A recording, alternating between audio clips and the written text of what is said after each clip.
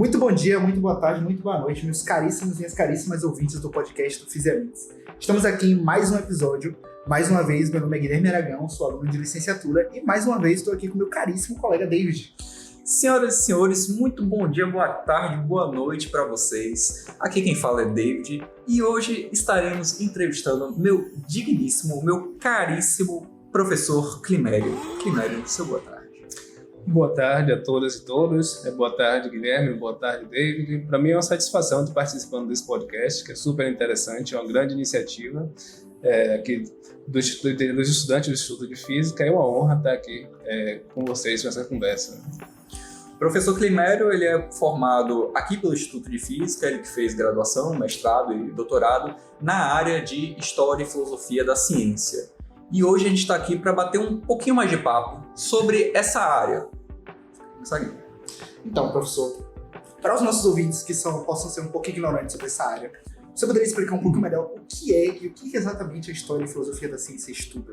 Isso. Então, a área de Filosofia e História da Ciência, ela se dedica a investigar, primeiro, o passado da ciência, e a relação da ciência com a sociedade, a forma como o conhecimento científico é produzido, a dinâmica de relações institucionais na ciência, o impacto da ciência na sociedade, e é tudo isso. Então é uma área bem ampla, bem complexa, que se desenvolveu sobretudo depois da Segunda Guerra Mundial, diante do impacto que a ciência se revelou ter na sociedade. Então, a área de Filosofia e História da Ciência investiga isso, investiga o conhecimento científico, entender quão sólido ele é, entender quais são os pilares de fundação do conhecimento, fundacionais do conhecimento científico, e entender a relação da ciência com a sociedade também. Agora, uma dúvida. Quando a gente está falando de físicos, né, normalmente a gente imagina aquele cara que ele tá é o Oppenheimer, né? É o cara que está no quadro planejando a próxima bomba atômica. Mas a História e Filosofia da Ciência, ela parece divergir um pouco dessa visão. E a pergunta que eu gostaria de fazer é uma coisa muito pessoal, que é: o que fez você escolher a História e Filosofia da Ciência? É curioso que eu acabei fazendo História e Filosofia da Ciência por um caminho que não era o que eu esperava. Quando eu, no começo da entrei na graduação em Física, querendo ser professor de Física. Tá? Desde o final do curso médio no Cefet, né? O IFBA antigamente era chamado Cefet, eu queria ser professor de Física e resolvi fazer o curso de Física. Chegando aqui, eu fui procurar o Olival Freire. Tá? Me indicaram para estudar pesquisa e ensino de Física com o Olival Freire. Eu fui procurá-lo. Na época, ele não estava trabalhando com ensino de física, mas ele falou: olha, eu posso te orientar desde que meu estudante de doutorado, que era o Helder Teixeira, na época, tenha interesse em participar do projeto, te orientar também. E aí você pode trabalhar comigo em ensino de física. Tá, eu comecei a trabalhar com o Olival em ensino de física, uma coisa sobre Newton, olhando para a história da ciência e trazendo as implicações para o ensino de física, né? Estudando um caso que poderia ser utilizado para o ensino de física. E na época o Olival estava com um grupo que estudava sobretudo história da mecânica quântica. Era um grupo muito forte, de cerca de 10 a 15 pessoas, sobretudo estudantes, e que tinha encontros a cada 15 dias, quinzenais. Sim. E eu fiquei apaixonado pelas discussões e debates de história da mecânica quântica e de história da ciência, e em algum momento eu acabei fazendo iniciação científica em História da Ciência, né? O Helder disse que o Olival me cooptou para a História da Ciência. E falando um pouquinho mais também sobre esse estereótipo do físico, como é que é o dia a dia de uma pessoa que trabalha com História e Filosofia da Ciência? O que o historiador de Filosofia da Ciência faz na prática? Isso, então, na prática, o historiador da ciência, ele é mais historiador do que físico. Né? Historiador da física, ele é mais historiador do que físico. Por quê? Os métodos que ele usa, na prática, são os métodos da história. Então, é por isso que, se você tem minha prática, meu dia a dia, meus métodos são mais da história do que da física. Mas o historiador da ciência, o historiador da física, é importante que conheça a própria ciência, conheça a física. Assim como o historiador da arte, por exemplo, ele não vai fazer uma boa história da arte se ele não souber nem o que é arte, se ele não tiver uma boa noção do que é arte. O historiador da política, ele não vai saber escrever bem a história da política se ele não sabe o que é política, não conhece muito bem os meandros da política. Então, é nesse sentido de que como é que o historiador da física trabalha? O historiador da física trabalha, sobretudo, investigando arquivos, fontes originais, que a gente chama de fontes primárias, que são os documentos gerados pelos cientistas. Então, a gente, por exemplo, quando eu estou estudando o trabalho de um cientista, vou olhar os artigos que ele publicou na época do que eu estou estudando, olhar as cartas que esse cientista trocou com outros cientistas. Então, a gente olha também documentos institucionais relacionados a bolsas, a projetos. Então, isso permite a gente compreender aspectos da ciência, da teoria, né, que o cientista está desenvolvendo, do experimento, que ficam deixados para trás e eles não aparecem no resultado final que é publicado, como a teoria é interpretada depois, adiante, né? Então, entre o processo de criação de uma ideia, de um determinado conceito, de uma determinada teoria, e o processo de divulgação e de apropriação pelos pares, há um abismo muito grande. E o historiador da ciência vai para esse momento original, onde as coisas estão sendo desenvolvidas, para compreender o processo pelo qual essas ideias são geradas, para compreender como é que aquelas ideias se relacionam com o contexto no qual ela está sendo produzida. Então, por exemplo, na Segunda Guerra Mundial, você tem uma relação muito imbricada entre física e pesquisa militar.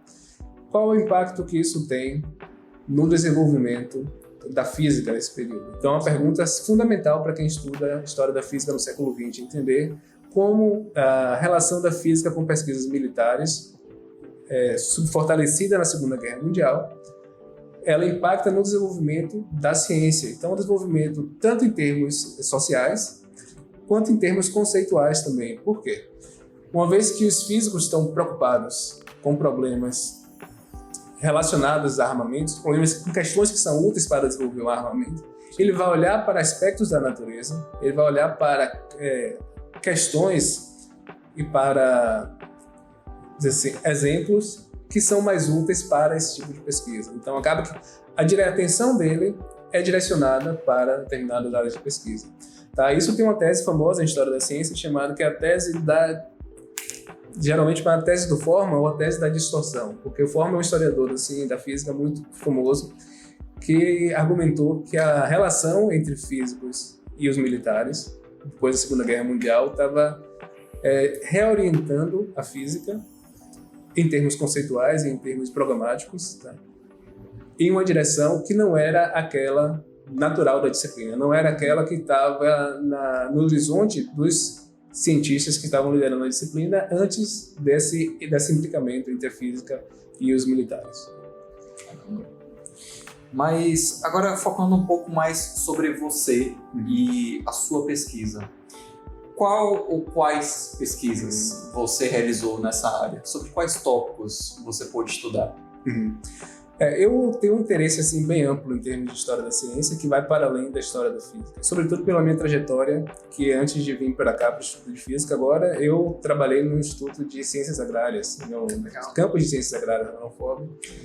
Então, eu estudei história da física, sobretudo história da física na União Soviética, que foi o tema do meu doutorado. Eu estudei a invenção do laser na União Soviética, em comparação com os Estados Unidos. Então, para quem não sabe, o laser foi inventado praticamente simultaneamente nos Estados Unidos e na União Soviética. Então, a gente tem bons estudos sobre o laser nos Estados Unidos, mas tinham carência de estudos na União Soviética. Você tem uma assimetria, digamos, na tela.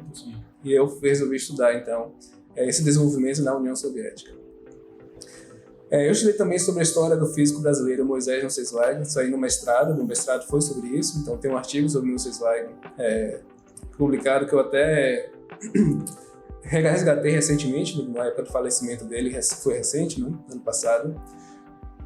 E depois eu trabalhei mais recentemente com a história estou trabalhando agora, desenvolvendo a história da agricultura no Brasil. Tem um projeto sobre a modernização da agricultura no Brasil, entendendo também como essa modernização se relaciona com a história do Brasil no século XX.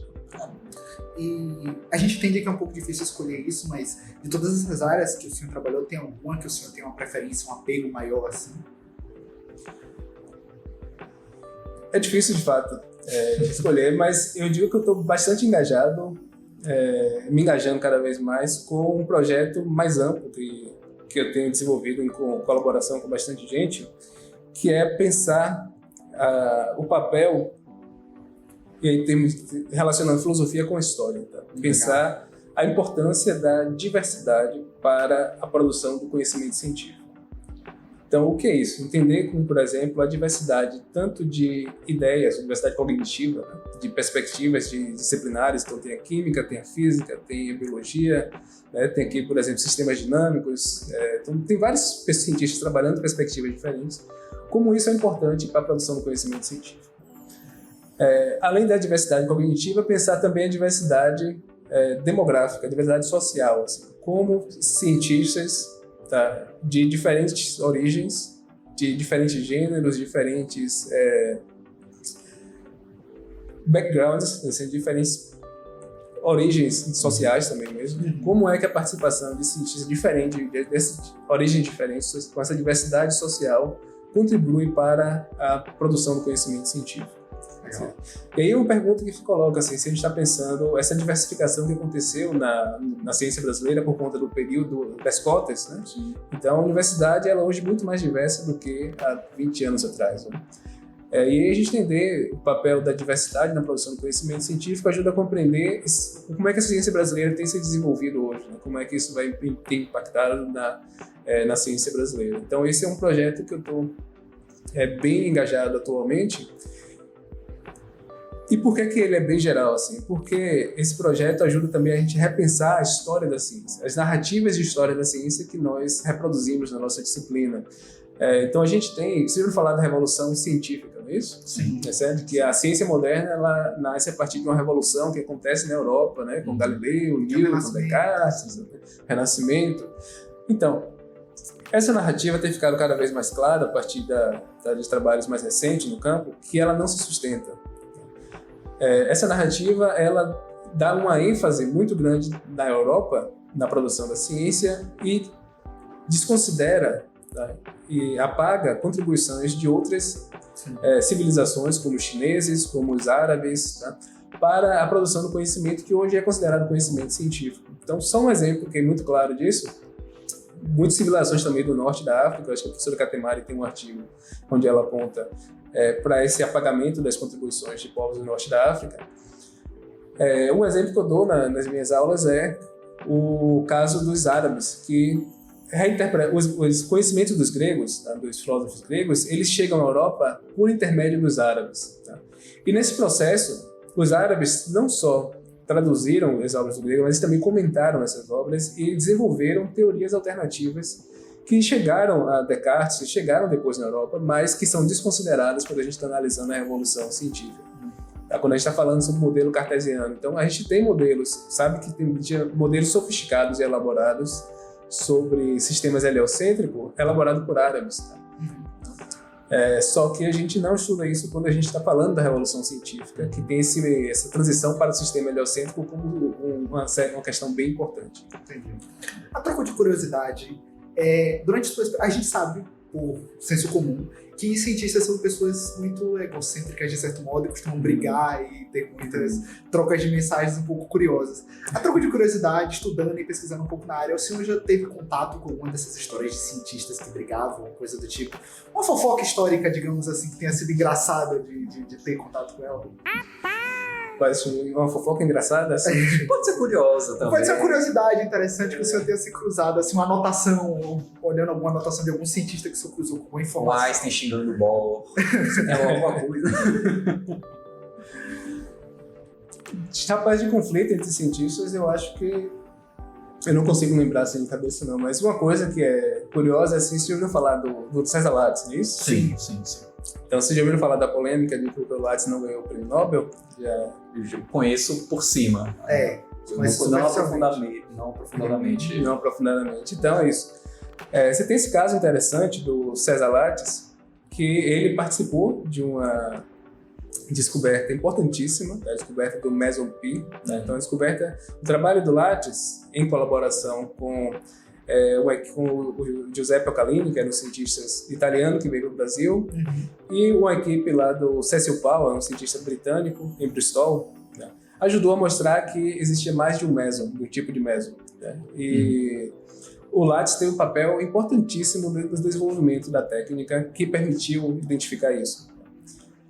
Só que foi em 1947 que ele vai para lá, para Bristol, então faz esse trabalho. Em 1950, o Cecil Powell ganha um Nobel pela descoberta que ele fez em colaboração com látex e alcalino. Só que o Powell ganha o Nobel sozinho. Caramba! Isso, cara. E ele ganhou o Nobel sozinho. E aqui no Brasil você tem um rebuliço de que o pessoal acha que foi uma injustiça com o látex, porque ele teve um papel importante na descoberta e não foi reconhecido pelo Nobel. Então o látex era um jovem na época, 23 anos, quando ele estava lá em Bristol, eu acho. E quando o Nobel sai, ele tinha 26 anos, pelo menos. Então seria um dos nobelistas mais jovens, né? Então, eu visitei o arquivo do Nobel na Suécia, e eu coletei a documentação sobre o látex. Então, é uma documentação bem interessante que mostra como essa dinâmica de prestígio na ciência assim, é complicada, como é complexa assim, essa relação de prestígio. E geralmente o prestígio tende a ser atribuído à pessoa que já tem mais prestígio, né? O que é o líder do grupo. Então, isso tem gerado várias confusões e várias polêmicas ao longo da história, porque você tem um cientista que faz o trabalho pesado, mas quem leva o prêmio é uma pessoa que está na liderança, que não está no dia a dia do laboratório, mas ele está acompanhando e supervisionando o processo. Mas uma história interessante que eu lembro é de um dinamarquês chamado Niels Bohr, que é considerado o pai da mecânica quântica, né? Então diz que o Bohr ele recebeu a visita de um físico inglês chamado Dirac. Você deve conhecer a equação de Dirac, não é isso? É Paul Dirac.